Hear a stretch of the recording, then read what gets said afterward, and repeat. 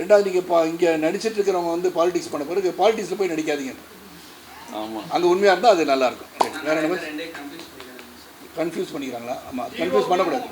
Confuse பண்ணிக்கிறாங்க. ஒவ்வொரு லீடரும் hero பேசின டயலாக் ஃபுல்லாக பாலிடிக்ஸில் பேசுகிறாங்க. பொலிட்டிக்கல் டயலாக் ஃபுல்லாக அது மக்கள் புரிஞ்சுக்கணும். என்ன பேசுகிறா மக்கள் புரிஞ்சுக்கணும். ஒவ்வொருத்தருடைய குவாலிட்டி என்ன, அவங்க எப்படி வந்து பண்ணுறாங்க, மக்களுக்கு என்ன சேவை செய்ய வந்திருக்காங்க, அந்த உணர்வுகளை சிறப்பாக வெளிப்படுத்தி, அந்த உணர்வுகளை வெளிப்படுத்தி மட்டும் இல்லை, செயல்படுத்துகின்ற திறமையை உருவாக்கினால் மக்களுக்கு நல்லது தானே. 2026 மாற்றம் வருமா? மக்கள் நாலேஜ் பண்ணி ஒரு விஷயத்தை ஹேண்டில் பண்ணும்போது 2026 வந்து மாற்றம் வரணும். 2026 இன்னும் நவம்பர் டிசம்பர் இருக்குது. நாளைக்கு என்ன நடக்கும் எனக்கே தெரியல. எனக்கு தெரியாது. எப்படி தெரியும்? நான் நாளைக்கு இருக்கனாலும் எனக்கு தெரியாது பாஸ். நாளைக்கு என்ன நடக்கும்னு சொல்ல முடியாதுல்ல.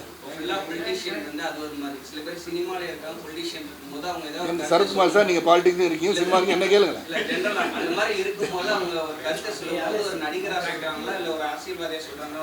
அது எனக்கு மற்றவங்களை பற்றி எனக்கு தெரியாது. நான் என்னை பற்றி சொல்கிறேன்னா, நான் வந்து படத்தில் வந்து நான் நடிக்கும்போது நான் வந்து ஒரு பாலிட்டிஷியன்ற மறந்துட்டு தான் அங்கே நடிக்கிறேன். அந்த கதாபாத்திரம் என்ன கேட்கின்றதோ அது நடிப்பேன். அதில் வந்து நான் சேர்ந்திருக்க இயக்கத்தை வந்து வேறு மாதிரி சொல்ல வேண்டிய கருத்து வந்து அதை கொஞ்சம் கேட்பேன். எதுக்கு இப்படி சொல்கிறீங்க, இது சொல்லணுமா, அவசியமானு கேட்பேன். See, that liberty is left with me as an actor. So என்னை பொறுத்தவரை மக்களுக்கு நல்ல கருத்துக்களை சொல்லணும் தான் நினைக்கிறேன்.